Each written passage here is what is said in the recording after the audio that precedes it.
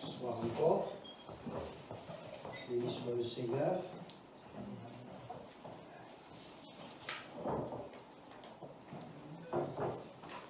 Voilà, alors nous sommes à la deuxième partie de notre série de réflexion, de méditation sur ce grand thème majeur du Saint-Esprit. Hein? La dernière fois, pour ceux qui étaient là, nous avons abordé la question du baptême dans le Saint-Esprit. Le baptême du Saint-Esprit, pourquoi faire? Et à la lumière de la parole de Dieu, nous avons vu que le but essentiel du baptême dans le Saint-Esprit, c'est que nous soyons des témoins du Seigneur Jésus. Voilà, donc on va poursuivre ce soir avec cette deuxième partie sur les dons spirituels. Les dons spirituels, c'est quoi? C'est quoi? Alors, on va lire un premier texte dans la parole de Dieu. Hein? Je vais essayer d'aller vite, d'accélérer la cadence, parce que y a beaucoup de choses à vous dire.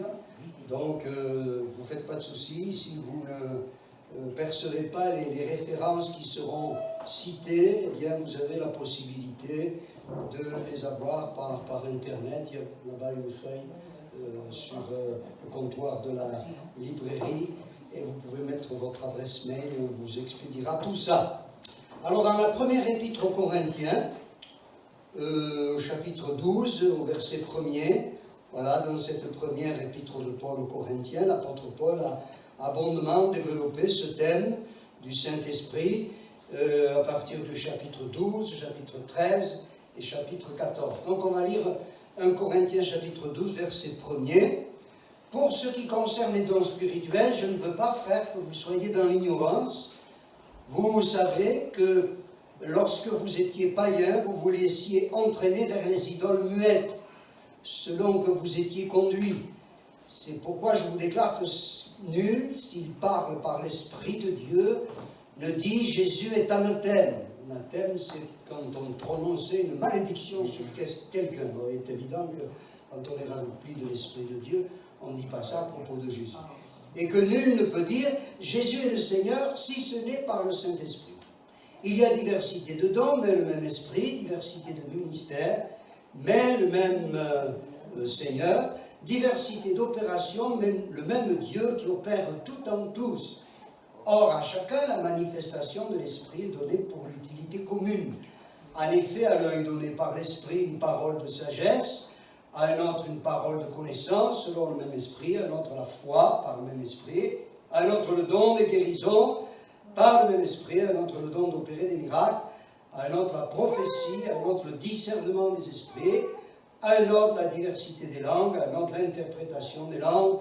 Un seul et même esprit opère toutes ces choses, distribuant à chacun en particulier comme il veut, car comme le corps est un à plusieurs membres, et que tous les membres du corps, malgré leur nombre, ne forment qu'un seul corps, ainsi en est-il de Christ.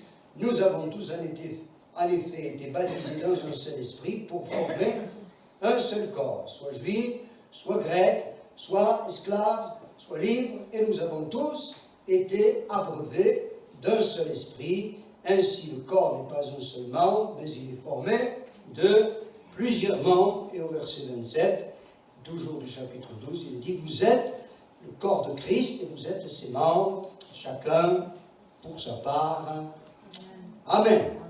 Voilà. Alors, on va procéder de la manière suivante. Je vais vous présenter quelques remarques préliminaires, quelques généralités sur les dons spirituels, qui sont au nombre de 9, si vous avez fait le compte. Hein. Et puis ensuite, eh bien, nous examinerons ces dons spirituels un par un, en prenant des exemples bibliques. Et puis, si le temps nous permet, nous terminerons par quelques témoignages, je suis sûr que vous pourriez en donner, vous aussi, à propos de ces manifestations de l'Esprit de Dieu. Alors, quelques remarques préliminaires. Qu'est-ce que c'est que les dons spirituels? C'est quoi? eh bien, ce sont des capacités d'origine surnaturelle, miraculeuse, dont Dieu est la source. Voilà. Et qu'il communique aux véritables disciples de Christ par son esprit, évidemment. Hein. Ce n'est pas pour les païens, ce n'est pas pour ceux qui ne veulent rien savoir des choses de Dieu, mais pour ceux qui se sont authentiquement convertis à Jésus-Christ, et précisons, bien sûr, qui ont été baptisés du Saint-Esprit. Donc, communiquer aux véritables disciples de Christ par le Saint-Esprit, afin de les rendre capables d'accomplir des bonnes œuvres que Dieu a préparées d'avance pour nous. Hein? Nous disons, à juste titre, parce que la parole de Dieu nous dit, que nous ne sommes pas sauvés par les œuvres. Non, mais nous sommes sauvés pour les œuvres. Vous voyez, dans l'Épître aux Éphésiens, chapitre 2, au verset 10, le texte va s'afficher, n'est-ce pas? Il est question donc du fait que nous avons été créés en Jésus-Christ. Nous sommes son ouvrage ayant été créés en Jésus-Christ pour de bonnes œuvres que Dieu a préparées d'avance afin que nous les pratiquions. Nous avons quelque chose à faire et pas simplement attendre béatement que le Seigneur revienne nous chercher pour nous amener dans la gloire. Et donc les dons spirituels permettent aux croyants de parler ou d'agir de la part du Seigneur en son nom et pour sa gloire. Et on peut dire qu'au travers des dons spirituels communiqués à ses disciples, c'est Jésus qui continue son œuvre. Cette œuvre, il l'a commencée lorsqu'il exerçait lui-même personnellement dans un corps semblable au nôtre son ministère sur la terre. Il est parti dans la gloire, mais son œuvre se poursuit. Amen. Et nous avons cette image qui nous est présentée là dans le texte qu'on a lu, d'un corps. Voilà. La tête, c'est lui, Jésus, et nous sommes les membres. Et la tête s'exprime, agit, parle au travers de chacun des membres du corps. Bien, ainsi, de l'Église de Christ, il est la tête, Jésus, nous sommes ses membres, et par l'esprit, comme le corps, n'est-ce pas, comme la tête par l'influx nerveux, on voit les ordres aux divers membres, par l'esprit, le Seigneur agit. Il a fait une promesse formidable dans Jean chapitre 14, verset 12, il dit quelque chose d'extraordinaire. Il dit en vérité, je vous le dis, celui qui croit en moi fera aussi les œuvres que je fais. Il en fera même de plus grandes parce que je m'en vais au Père. Gloire à Dieu. Hein? Chaque membre du corps de Christ, donc l'Église, doit pouvoir ainsi fonctionner selon les capacités particulières qu'il a reçues et être au service de l'ensemble du corps. Voilà. Dans le corps de Christ, l'Église, il n'y a pas des gens qui sont servis et des gens qui servent, mais il y a des gens qui se servent mutuellement. Ce soir, je suis votre serviteur, et puis je ne sais pas si quelqu'un dirige les chants ou autre chose, eh bien, il nous servira également. Hein? Voilà, au service de l'ensemble du corps. Il y a donc unité dans la diversité et aussi complémentarité. Dans le corps, tous les membres n'ont pas la même fonction, mais tous les membres ont un travail à faire. Hein? Même mon petit doigt, il me sert à me gratter l'oreille. Hein? Voilà. Et il est à noter que le Seigneur ne désire pas communiquer ses dons à quelques-uns seulement, mais à chacun. Dans la liste qu'on a lue, là, tout à l'heure, il est dit à un autre, à un autre, à un autre. Dieu les distribue à chacun en particulier comme il veut. Il est évident que l'auteur de ces dons, c'est le Seigneur par son esprit. Celui qui exerce le don, ou les dons, n'en est pas le propriétaire. On ne peut pas dire c'est mon don. Non. Il n'est qu'un instrument. Et il doit toujours se considérer comme tel, comme un instrument. Quand on admire le tableau d'un maître, hein, par exemple la Joconde, hein, au musée du Louvre, on n'admire pas le pinceau. On admire l'artiste qui a produit le chef-d'œuvre. Vous voyez? Eh bien, c'est pareil. La gloire, elle doit lui revenir à lui, n'est-ce pas? Hein?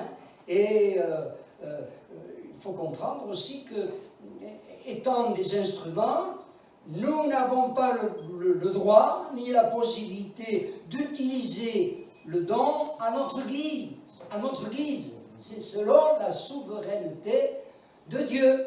Et nous devons être à la disposition du Seigneur, hein, qui communique selon sa souveraineté à qui il veut et quand il veut le don spirituel approprié pour qu'il soit exprimé au moment opportun. On ne peut pas dire, oh, aujourd'hui je suis en forme, je viens à l'église, à un culte, et je vais exercer un don spirituel.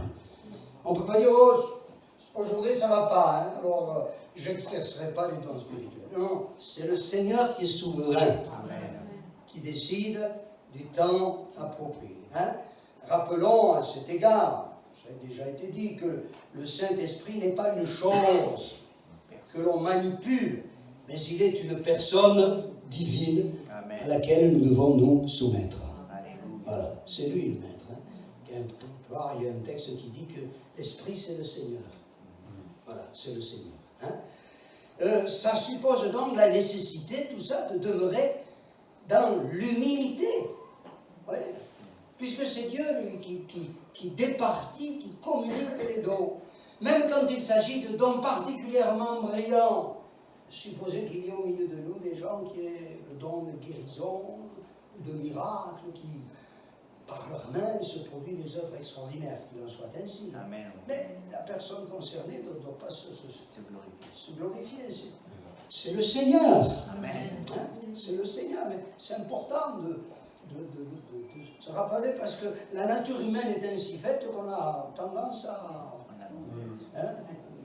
se prendre la tête, comme on dit. Hein. Remarquez le Seigneur ici aussi mettre un coup d'aiguille dans la baudruche quand elle devient trop grosse, la baudruche. Hein. Voilà. Donc, ce sont toujours des dons. Et si c'est des dons, Dieu nous les accorde sans que les mérites y soient pour quelque chose.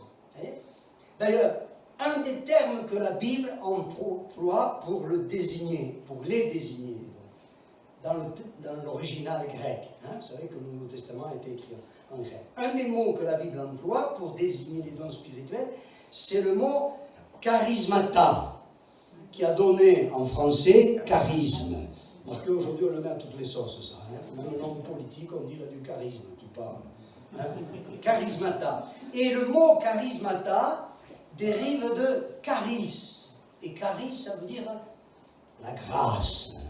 La grâce. Donc, ce sont des dons que nous recevons par grâce et par le moyen de la foi, et non pas suite à nos vertus. Dieu ne va pas dire, oh là là, tu es tellement formidable, toi, que je vais te donner un don magnifique.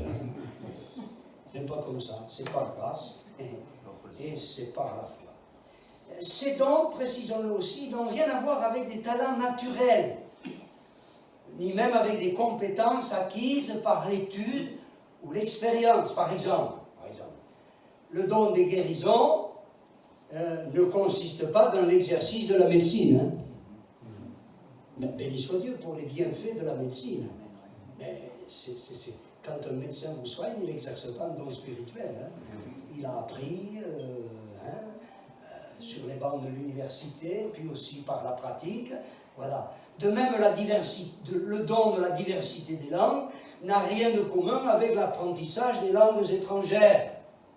Le don de la parole de sagesse, on va y venir, n'est en rien comparable avec la perspicacité humaine. Il y a des gens, même des inconvertis, ils ne sont pas chrétiens, ils ne croient ni en Dieu ni en diable, mais ils ont de la jugeote.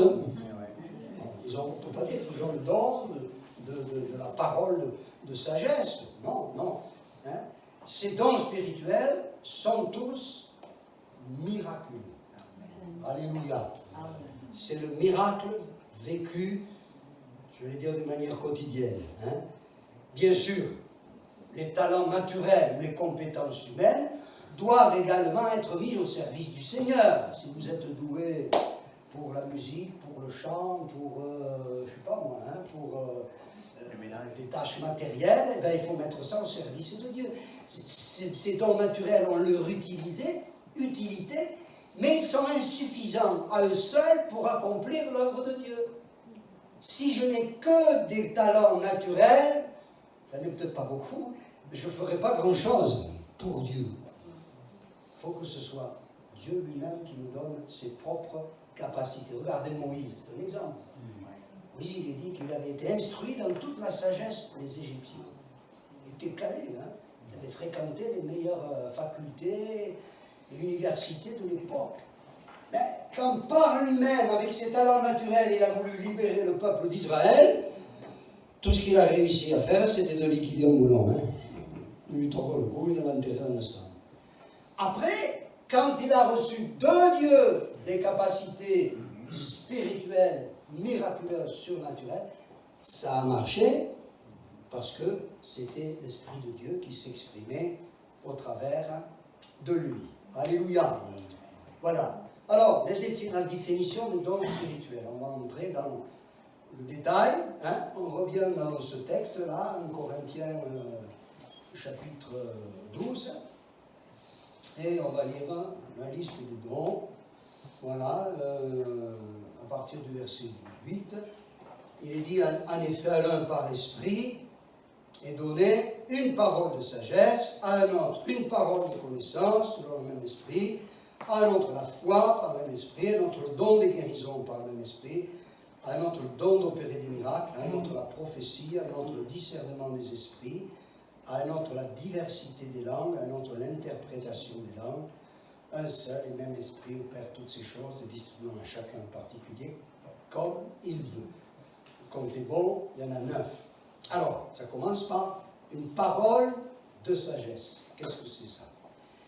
Eh bien, il s'agit, on peut le définir comme ça, il s'agit de la communication par le Saint-Esprit, toujours bien sûr, d'une portion de la sagesse divine. Vous savez que Dieu est infiniment sage. Voilà.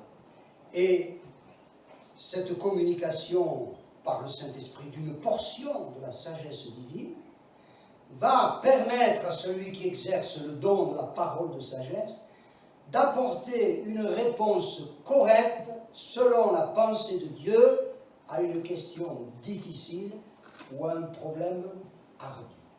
Alors, quelques exemples.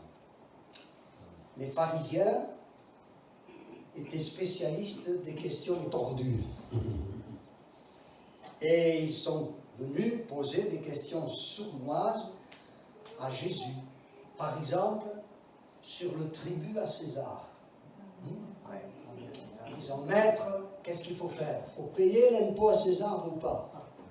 Parce que les Juifs étaient occupés en ce temps-là par les Romains, et ça leur restait à travers de la gorge. Et les Romains, ils taxaient le peuple.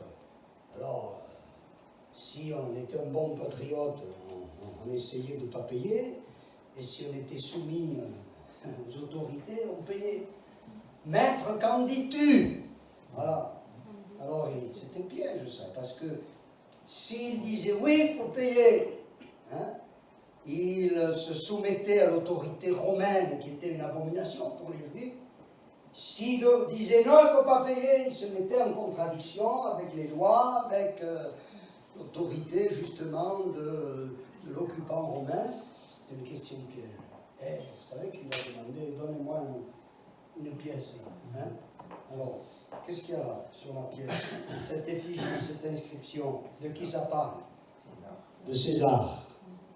Eh bien, rendez à César ce qui est à César. Et à Dieu ce qui est à Dieu. Et en une phrase, il leur a cloué le bec. Et ils sont partis sans pouvoir venir. Pareil avec la femme surprise en flagrant délit d'adultère. Hein? Maître, la loi nous ordonne de lapider de telle femme. C'était vrai.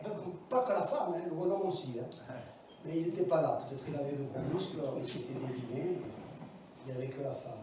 Maître, qu'en dis-tu? Vous savez que Jésus s'est laissé à terre.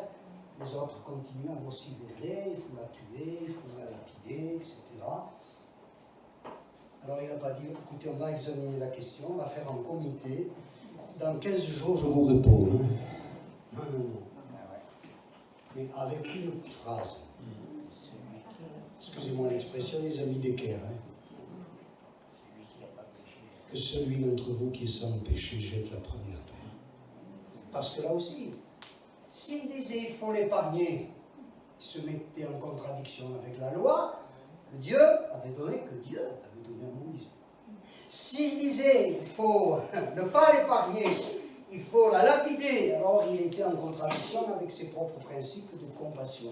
Et par cette parole de sagesse, eh bien, il a dispersé les accusateurs de cette femme. On peut trouver dans les Écritures d'autres exemples, par exemple dans Acte 15, l'observation de la loi de Moïse par les chrétiens d'origine non juive.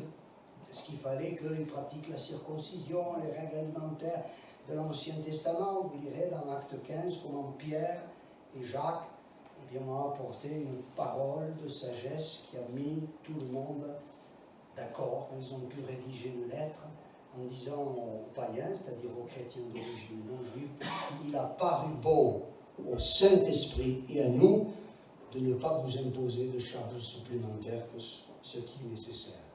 Alors, ça ne signifie pas que celui qui a exercé ou qui exerce épisodiquement une parole de sagesse de la part de Dieu, ça ne veut pas dire que chaque fois qu'il ouvrira la bouche, ce sera parole d'évangile. C'est quelque chose d'instantané qui nous est communiqué. Ça ne veut pas dire que désormais, quand on parle, c'est toujours l'Esprit de Dieu qui s'exprime au travers de nous.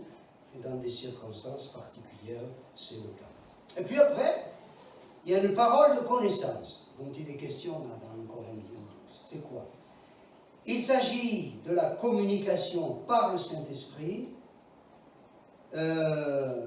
d'une portion de la connaissance de Dieu qui permet à celui qui exerce ce don de révéler des faits cachés. Par exemple, la Samaritaine, cette femme que Jésus rencontre au bord du puits. C'est formidable ce texte de l'Évangile de Jean, chapitre 4. Comment, à partir d'une parole banale, Jésus l'a conduit au salut. Donne-moi à boire.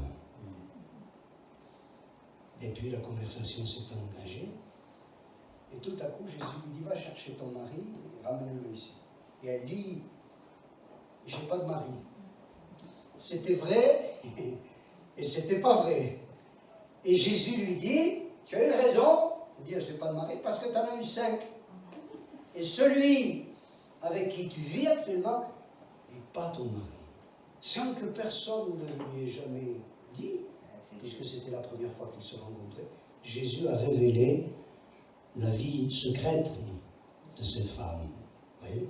C'est ça, le don de la parole de connaissance. Et il a perçu quelle était la situation matrimoniale de cette femme samaritaine. On a d'autres exemples. Dans Acte 5, il y a le cas d'Ananias et Saphira, qui étaient tordus. Ils ont vendu une propriété, ils en ont mis une partie de côté, et ils ont amené le reste aux responsables de l'Église, en faisant croire qu'ils donnaient à l'œuvre de Dieu la totalité du prix de la vente, vous comprenez? Ça s'appelle comment ça?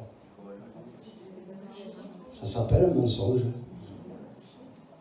Ça s'appelle un mensonge. Pour eux. Le péché ne consistait pas à avoir gardé une partie du prix. Non, non, non, l'apôtre Pierre dit, ah, mais c'est à votre disposition, ça vous en faites ce que vous voulez. Et le péché consistait à avoir menti, avoir triché. Et personne n'en savait rien, à part Ananias et Saphira, et pour cause. Et quand ils sont venus devant l'apôtre Pierre, Pierre leur a dit, mais pourquoi, comment est-ce possible que tu aies ainsi menti au Saint-Esprit? Et il a révélé les faits, n'est-ce pas? Et ça a eu un tel résultat que successivement, Ananias et puis sa femme Saphira sont tombés raides. Si ça se produisait encore aujourd'hui, ça marcherait droit dans les églises. pour un mensonge, dites. Pour un mensonge. Hein? Voilà. Alors, bien sûr, ce don spirituel, la parole de connaissance, n'a rien de commun. Alors, rien de commun avec les divinations de ceux qui se livrent à des pratiques occultes. Hein? Ce n'est pas Madame Irma qui exerce le don de la parole de connaissance, ou M. Mamadou. Hein? D'ailleurs, ces pratiques occultes, elles sont dénoncées par la parole de Dieu. Hein? Dans le livre du Deutéronome, au chapitre 18, eh bien, le Seigneur montre que ces choses sont une abomination à ses yeux. Au niveau des chrétiens aussi, hein, on ne trouve pas non plus dans le Nouveau Testament de prophètes que l'on consulte pour qu'ils nous communiquent la révélation de la pensée de Dieu pour notre vie, parce que ça se fait ça. Dans certains milieux évangéliques, il y a des gens qui, paraît-il, sont spécialistes pour vous révéler ce que Dieu va faire de votre vie. Et on passe devant eux successivement pour qu'ils vous racontent ce que vous avez envie d'entendre. Ça ne se voit pas, ça, dans la parole de Dieu, dans le Nouveau Testament. C'est aller au-delà de ce qui est écrit. Si Dieu veut révéler quelque chose à quelqu'un, souverainement, il le fait. Mais on n'a pas à chercher le conseil de Dieu auprès d'un prophète ou pseudo-prophète. Ça ne se voit pas, ça, dans les Écritures. Voyez. Alors, il faut faire attention, dans nos milieux évangéliques au sens large, de ne pas tordre le sens des Écritures, hein, mais d'en rester à ce qui est écrit. Le Seigneur est souverain en la matière, il n'agit pas par son esprit sur commande, mais il agit quand il le juge bon. Amen. Vous êtes d'accord avec ça? Bon, si vous n'êtes pas d'accord, tant pis, moi je suis d'accord avec vous. Après, les questions de la foi. Au verset 9, un autre, la foi. Alors, la foi, c'est un terme qui revient souvent dans l'Écriture, hein, à l'égard du don spirituel de foi, puisqu'il s'agit des dons spirituels. On peut parler ici d'une foi, comment dire, spéciale, qui se distingue de la foi que l'on pourrait appeler générale. Bon, la foi générale, c'est celle qui nous permet de croire les promesses divines et de les voir se réaliser. Voilà. Nous avons été sauvés par la grâce de Dieu, par le moyen de la foi. Hein? Un jour, nous avons entendu l'Évangile, nous y avons cru, et nous avons reçu le salut. Et puis pour toutes sortes d'autres bénédictions, le baptême dans le Saint-Esprit, la guérison divine, hein? Il y a des promesses précises du Seigneur, nous y avons cru, elles se sont réalisées, c'est ce que j'appellerais la foi générale. Mais le don de foi, c'est autre chose. Quand nous recevons ce don de foi, nous sommes animés d'une certitude absolue concernant l'intervention divine qui nous permet de demeurer dans une paix intérieure inébranlable face à une situation, une circonstance particulière. Quand on est animé du don de foi, il n'y a plus en nous l'ombre du doute. On n'espère pas, on n'essaie pas de croire. On sait que ça va se produire.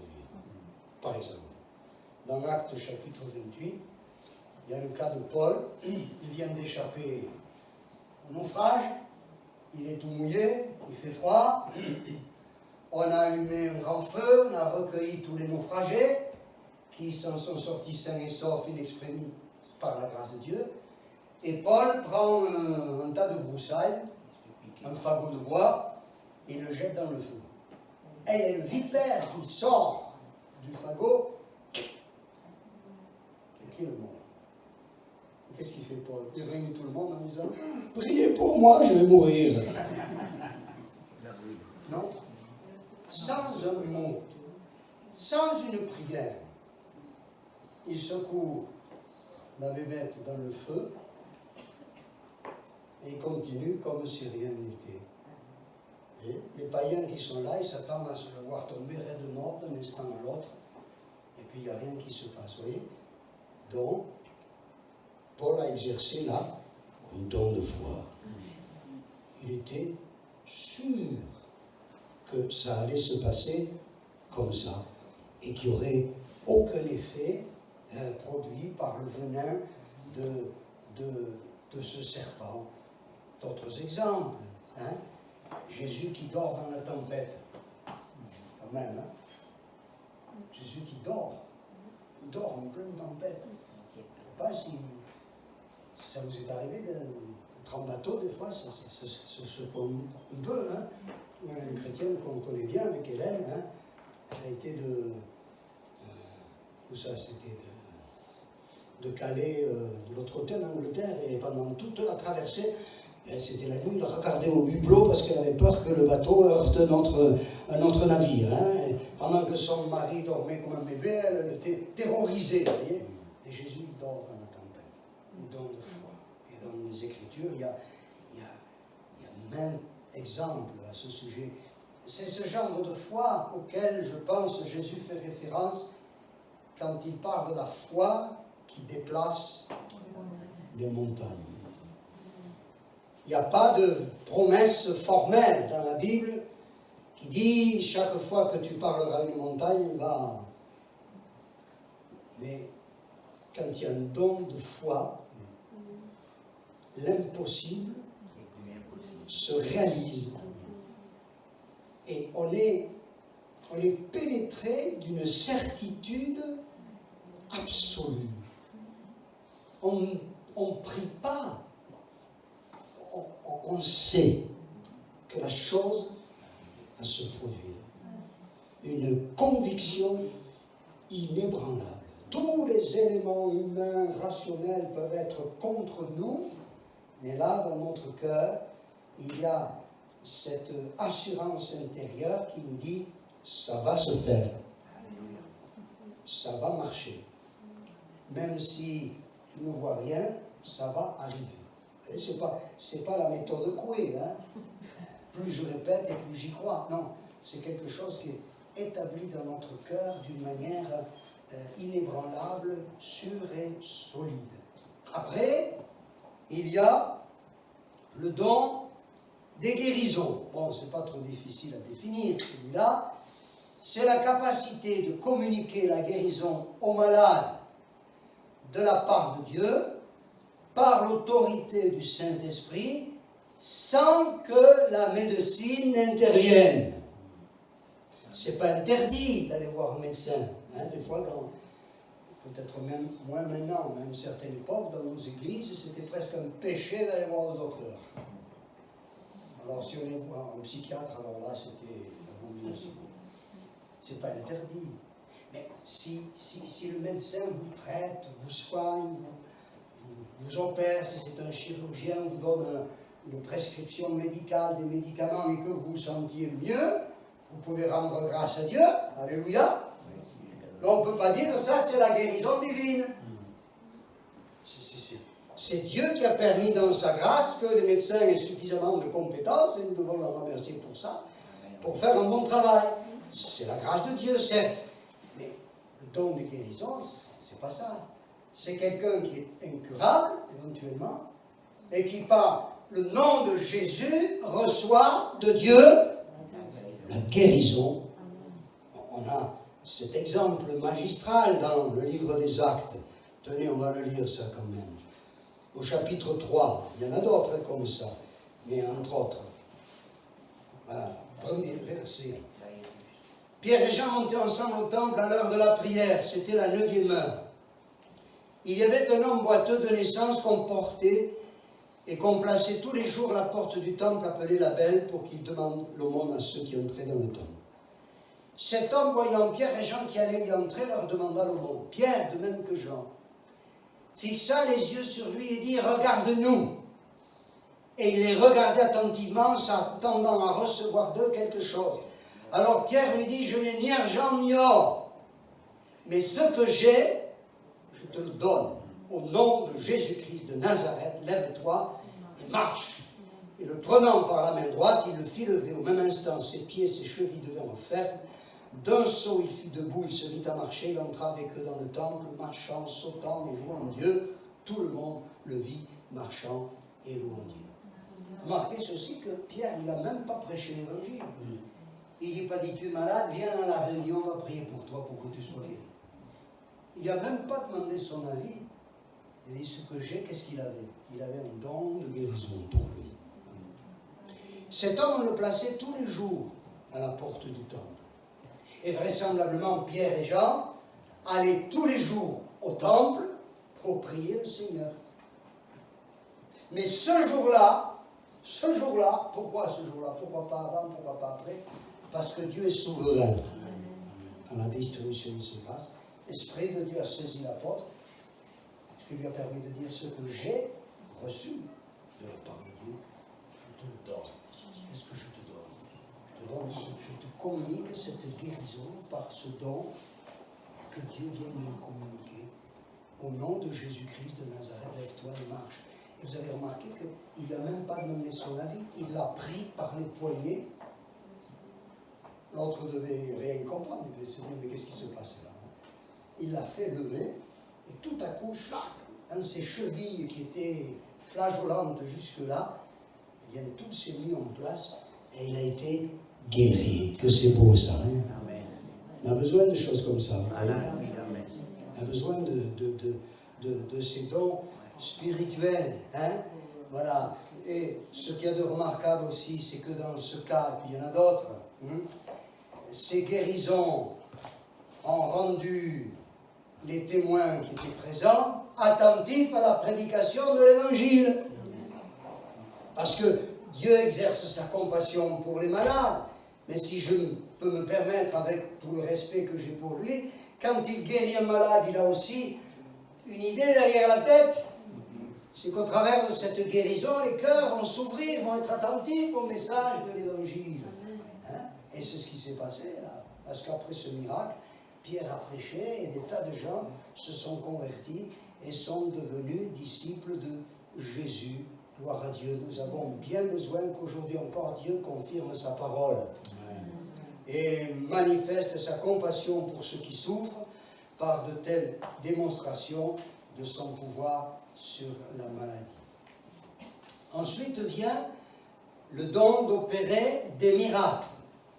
Alors, don d'opérer des miracles. Le miracle en question ne concerne pas uniquement le domaine de la guérison de maux humainement incurables. Il s'agit aussi d'une action opérée par la puissance du Saint-Esprit qui vient bouleverser les lois naturelles ordinaires et qui démontre d'une manière éclatante que Dieu est à l'œuvre. Quelques exemples. Dans l'Ancien Testament, il y a l'histoire d'Élie, qui lance un défi au prophète de Baal, l'idole, le faux Dieu. Il les convainc que tous, devant le peuple, il dit voilà, vous allez invoquer votre Dieu et moi le mien. On va chacun de notre côté offrir un sacrifice sans y mettre le feu, et le Dieu qui répondra par le feu, ce sera le vrai Dieu. Ok. Les prophètes de Baal, ils ont fait leur sacrifice, ils ont dansé, ils ont sauté, ils ont chanté, ils ont fait tout leur cinéma, et le texte dit, il n'y a ni voix, ni réponse, ni signe d'attention. Et puis, Élie a dit au peuple, rapprochez-vous. Il a construit l'autel qui avait été détruit, l'autel de l'Éternel, avec les 12 pierres représentant les 12 tribus d'Israël. Il a offert le sacrifice, puis il a fait, comme on dit parfois, une petite prière. Disant, Seigneur, réponds-moi et montre à ce peuple qui tu es. Et le feu de Dieu est descendu. Et il avait tout mis contre lui. Il avait dit, vous allez arroser le sacrifice. 1 fois, 2 fois, 3 fois. Il avait mis tous les atouts contre lui. Mais la puissance miraculeuse de Dieu s'est manifestée. Le sacrifice a été consumé. Le bois également. Mais encore les pierres, la terre autour. Et l'eau qui avait été versée dans le fossé, absorbée. Il paraît qu'aujourd'hui encore, les Arabes qui habitent la région appellent cet endroit au mont Carmel El Mokara. Ça veut dire le lieu brûlé. Il paraît, j'ai entendu dire, qu'on trouve dans cet endroit des pierres qui sont semblables aux pierres que l'on trouve sur les lieux des explosions atomiques.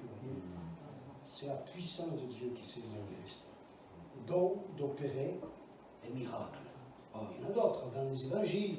Jésus qui marche sur les eaux, Jésus qui calme la tempête. Dans Actes chapitre 13, il y a l'histoire d'Élimas, le magicien. Voilà. Hein? Paul et son collègue Barnabas arrivent en Crète, et là, le magistrat romain manifeste le bon désir d'entendre la parole de Dieu, mais il n'est pas tout seul, le magistrat romain. Il y a avec lui un magicien, Élimas, par Jésus. Alors il fait de l'opposition, il contredit les paroles de l'apôtre Paul qui prêche à ce magistrat romain la parole de Dieu.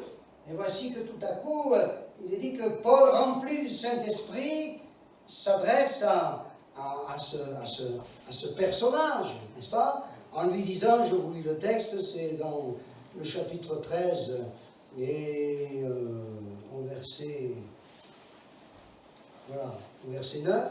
Alors Saul, appelé aussi Paul, rempli du Saint-Esprit, fixa les regards sur lui et dit, homme plein de toute espèce de ruse et de fraude, fils du diable, ennemi de toute justice, ne cesseras-tu point de pervertir les voies droites du Seigneur? Maintenant voici, la main du Seigneur est sur toi, tu seras aveugle, et pour un temps tu ne verras pas le soleil. Aussitôt l'obscurité des ténèbres tombèrent sur lui, il cherchait en tâtonnant des personnes pour le guider. Alors le proconsul, voyant ce qui est arrivé, crut, étant frappé de la doctrine du Seigneur. Il s'agit d'un miracle, mais d'un miracle de jugement, hein, opéré par le Saint-Esprit au travers d'une parole que Paul, rempli du Saint-Esprit, a prononcée de la part de Dieu. Voilà. Et puis il y a la prophétie, le don de prophétie. Alors, on va lire dans 1 Corinthiens chapitre 14, où il y a là quelques précisions concernant ce don de prophétie. Voilà, 1 Corinthiens chapitre 14, verset 1er, il est dit « Recherchez la charité, c'est-à-dire l'amour, aspirez aussi au don spirituel, amen, hein, il faut y aspirer, mais surtout à celui de prophétie. En effet, celui qui parle en langue ne parle pas aux hommes, mais à Dieu, car personne ne le comprend, mais c'est un esprit qui dit du mystère. Celui qui prophétise, au contraire, parle aux hommes, les édifie, les exhorte, les console. Celui qui parle en langue s'édifie lui-même, celui qui prophétise édifie l'Église. Voilà, la prophétie, hein, nous avons là une définition précise de ce don spirituel de prophétie, donc qui permet à celui qui l'exerce d'apporter une parole directement inspirée de Dieu pour édifier, exhorter, consoler, d'autres traductions, je crois, disent encourager les auditeurs présents. Voilà. Une parole de prophétie authentique, ça fait du bien. Amen. Ça fait du bien. Une précision, prophétiser dans ce sens-là, c'est pas adresser de véhéments et violents reproches aux croyants. Moi, j'ai entendu des dons spirituels qui me faisaient me passer les cheveux sur la tête. C'est pas ça. Hein. Dans une église où on sert le Seigneur, un jour, il y a un frère, il s'est mis à raconter des choses, j'étais obligé de l'arrêter parce qu'il insultait l'église plutôt qu'il ne nous édifiait, vous voyez. Hein. Même quand il y a un élément de reproche dans la prophétie, ça peut arriver que le Seigneur nous sermonne, nous reprenne. Hein. Même quand il y a un élément de reproche, il faut qu'il y ait toujours une solution qui soit présentée. Qu'il y ait une parole positive, une solution présentée au problème souligné. Prophétiser, ça ne consiste pas à distribuer une volée de bois vert. C'est pas administrer une série de coups de bâton. L'apôtre Paul dira à Timothée, dans la deuxième à Timothée, au chapitre 4, verset 2, reprend, censure, peut être nécessaire parfois, exhorte, et il ajoute, avec toute douceur et en instruisant. Il y a toujours quelque chose qui fait du bien. Dieu te reprend, mais tu sens qu'il ne t'écrase pas. Hein? Il y a toujours une solution, il y a toujours la possibilité de se ressaisir la prophétie, que Dieu nous donne des paroles de prophétie. Gloire à Dieu pour celles qui sont exercées déjà, qui font du bien, béni soit le Seigneur, qui viennent de Dieu, et bien que ces choses-là se développent parmi nous. Hein? Et puis il y a le discernement des esprits. Alors c'est quoi ça? Eh bien ce don permet à celui qui l'exerce de percevoir la présence et l'activité des esprits qui sont à l'œuvre dans une situation particulière, permet aussi de discerner quelle est la source de l'inspiration d'une action. Il y a 3 sources d'inspiration. L'inspiration humaine, l'inspiration divine et l'inspiration démoniaque. Et le don de discernement des esprits permet de savoir à quoi on a affaire. Hein? Alors, il peut y avoir une inspiration exclusivement humaine. Par exemple, un jour Jésus raconte à ses disciples que voilà, ils vont aller à Jérusalem et que là, il va être arrêté, injustement condamné, mis à mort et qu'il ressuscitera le 3e jour. Et Pierre ne l'entend pas de cette oreille, il aime Jésus. Il ne peut pas supporter cette idée que Jésus va mourir. Il le prend à part et il lui fait la leçon. À Dieu te plaise, Seigneur, ça ne va pas t'arriver des choses pareilles. Et il s'entend répondre cette parole cinglante, arrière de moi Satan. Et Jésus ajoute, tu ne conçois pas les choses de Dieu, tu n'as que des pensées humaines. Vous voyez? Son inspiration était purement humaine. Il n'avait pas compris que la mort de Jésus, ça faisait partie du plan de Dieu.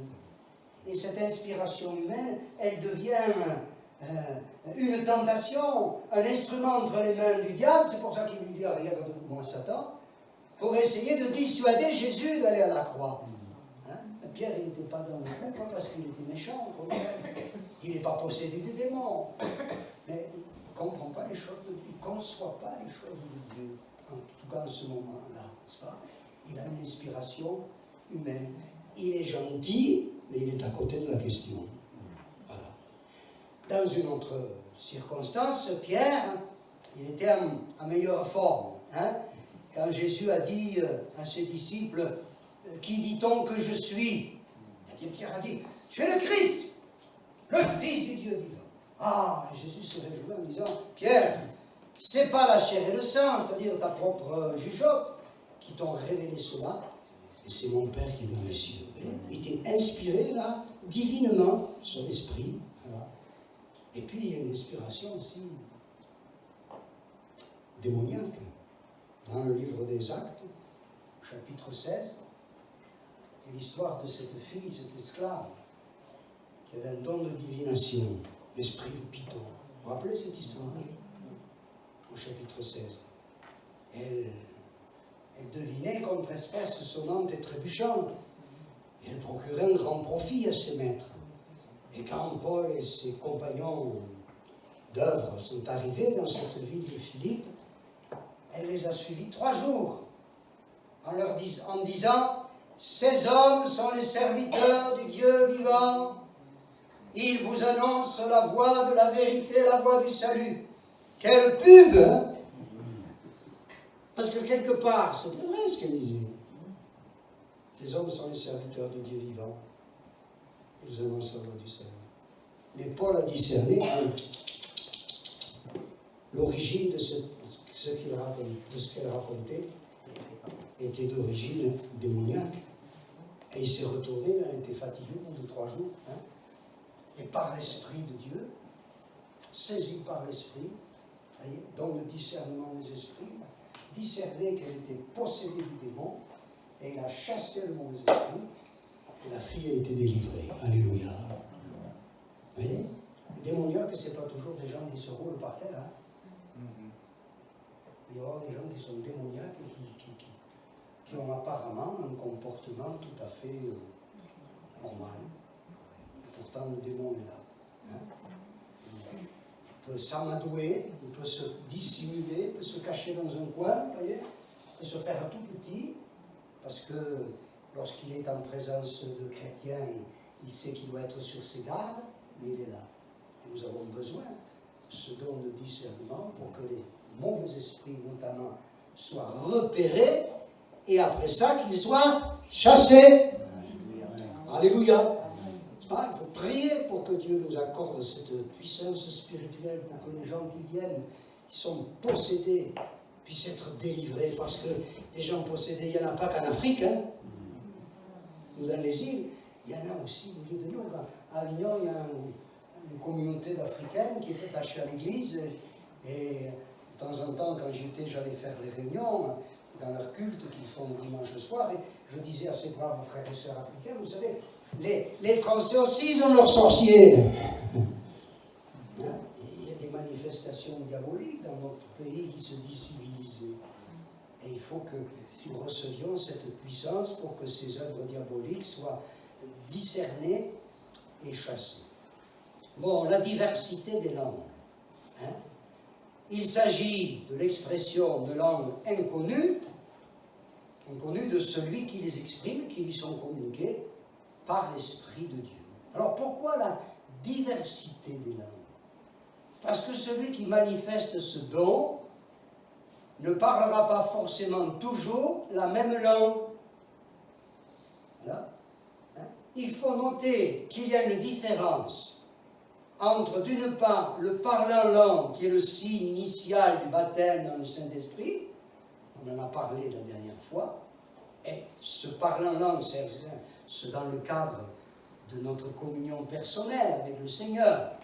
Et d'autre part, il y a le don spirituel de la diversité des langues qui doit être exercé publiquement. C'est pas pareil. Quand je prie, si je suis baptisé du Saint-Esprit, je prie à la maison, ou je prie même là, tranquillement assis sur ma chaise, il peut m'arriver de parler en langue. Voilà, c'est une manière d'entretenir ma relation, ma communion avec le Seigneur par le Saint-Esprit.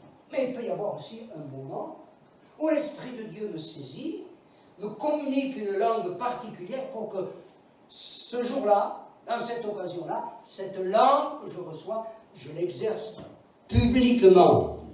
Ça, c'est le don de la diversité des langues qui doit être bien sûr complété par l'interprétation.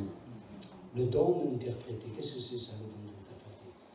C'est pas quelqu'un qui connaît la langue de celui qui vient de parler en langue. Non, c'est un don miraculeux, surnaturel. Hein? Il s'agit de la capacité surnaturelle communiquée par l'Esprit de Dieu à celui qui exerce ce don, de donner la signification du parler en langue publique dans une langue comprise des auditeurs présents. Et notez ceci, c'est qu'il est question de l'interprétation des langues.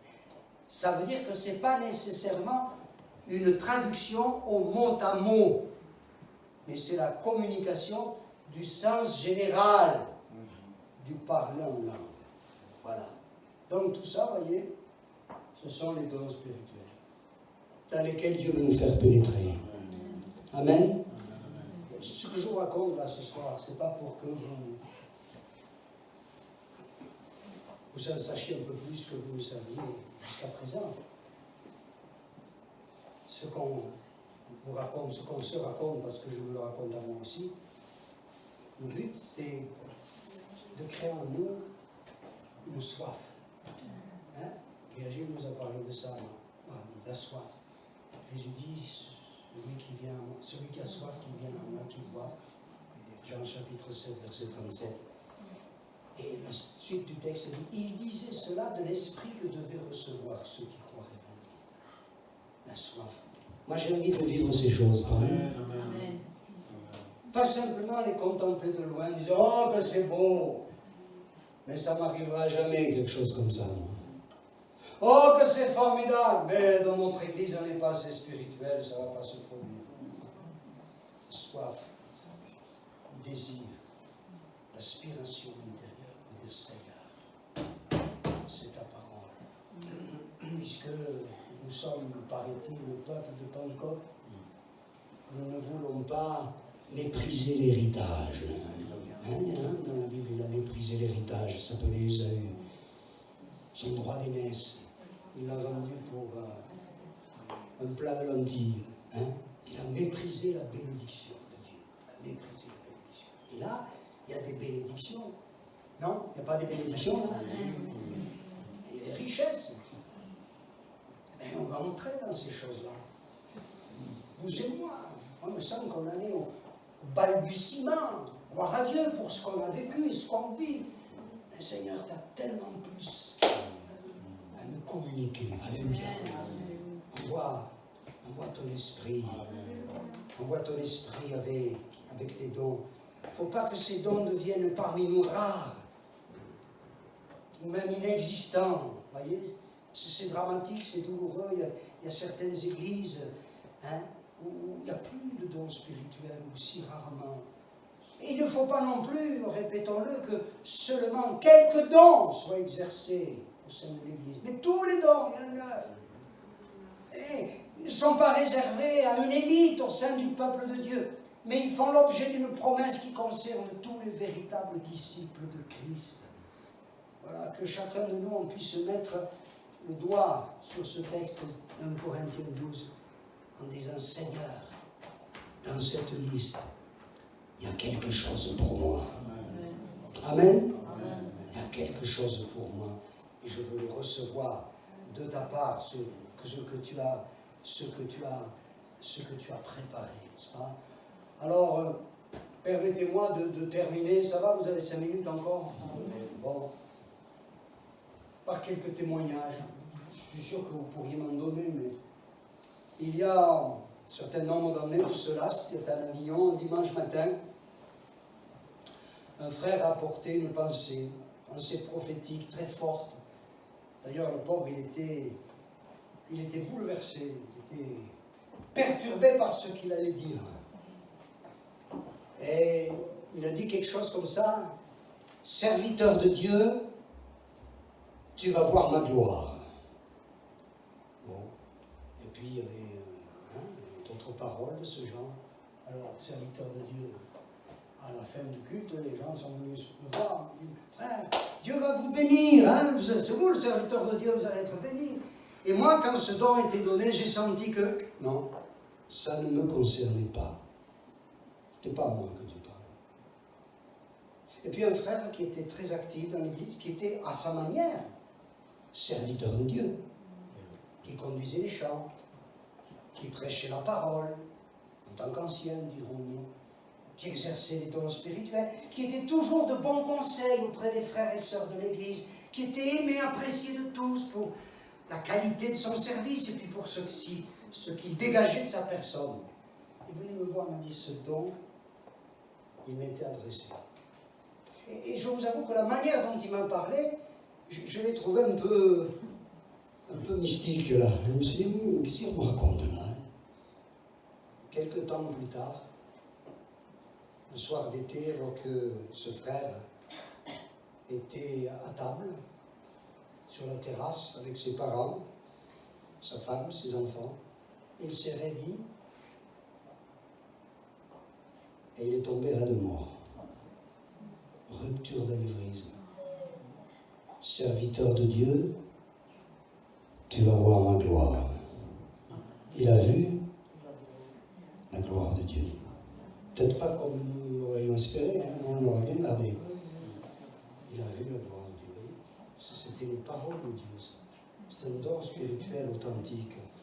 J'ai déjà raconté ce qui s'est produit avec Hélène, il y a bien des années de cela. Voilà, nous étions certains soirs dans notre cuisine. Puis on partageait sur le service de Dieu, sur le ministère. On disait, tu vois, on fait des tas de choses. Moi, je m'occupe des enfants, l'école du dimanche, tout ça. Mais on ne voit pas le fruit qu'on souhaiterait voir. Je suis frustré. suis frustré. Et puis, la conversation s'est achevée. Et puis moi, je suis parti quelques jours et c'est notre frère, M. Berton, qui m'a remplacé pour la réunion du vendredi soir. Et M. Berton, il n'était pas dans la cuisine le soir d'avant. Et tout à coup, il se met à dire, dans le temps de prière, « Tu me sers comme une élève appliquée, mais tu es frustré. » Bon. Le Seigneur te dit que, quel que soit le résultat, il est digne d'être servi parce qu'il est Dieu. Paf. Et ça, c'est ça dont on a besoin. Des paroles qui sont comme une flèche de l'Éternel. D'autres cas, une chrétienne que nous avions à Annecy. Alors, elle s'était mis dans la tête, celle-là, qu'elle avait un démon, rien que ça. Hein. Vous savez, à l'époque, tout le monde avait son démon. Hein. Et puis, elle était partie, je crois qu'elle travaillait même au Poteau Fleuri, hein, vous savez, ce sont les chrétiens. Et voilà, ils étaient avec quelques chrétiennes, là, en cercle, et elle priait. Et le frère Ephraim Ferris, qui est décédé maintenant, s'approche de ce petit groupe de sœurs qui prient. Et tout à coup, il se met à dire, « Tu dis que tu as un démon, et moi je dis non. » Ça ne s'invente pas, ça va. C'est une parole de Dieu. Une parole de Dieu. Mon formateur, M. Blanc, qui est auprès du Seigneur maintenant, le pasteur Aimé Blanc, avant de servir le Seigneur à plein temps, dans le ministère pastoral, travaillait à la météorologie nationale.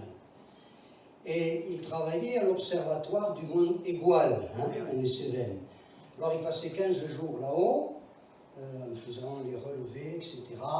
Et puis il redescendait 15 jours dans sa famille. Et un soir, alors il était tout seul, il y avait lui et le cuisinier dans la station. Et un soir, quelqu'un frappe à la porte de la station. Et un homme se présente, il dit, voilà, je fais partie d'un groupe de géologues. On était sur le terrain pour faire des relevés topographiques, etc. Je me suis perdu, j'ai perdu mes compagnons. Puis la nuit est venue, j'ai aperçu la lumière de l'observatoire. Je suis venu, est-ce que vous pouvez m'héberger pour la nuit? Bien sûr. Et puis la conversation s'engage. Tout à coup, le frère lui dit, ce que vous m'avez raconté, c'est pas vrai.